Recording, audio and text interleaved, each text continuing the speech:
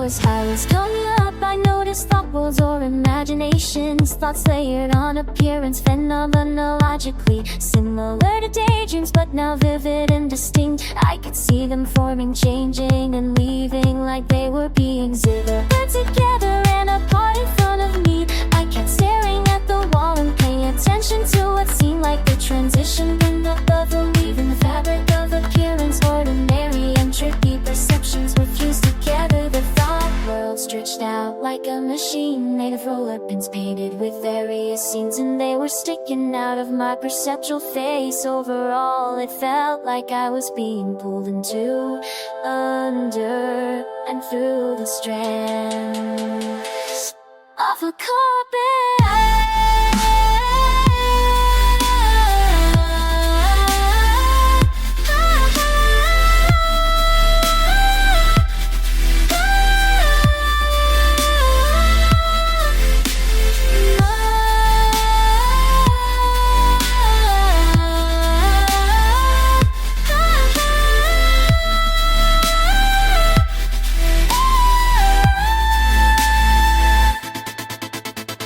By the end, I was leaning over on my couch, desperately stretching and pushing my blanket as if into a corner. I was perceiving and then thinking nonsense words like squibbered and squibberydish that only made sense as expressions of the rolling pins, leaves in the shifting carpet. If I break through, maybe I'll be able to step away, turn around and see the scene instead of being weaved into it. But alas, I was sutured up, heated up.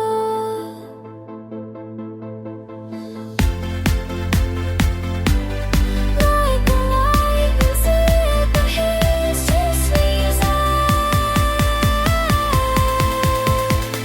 Sewn and grafted.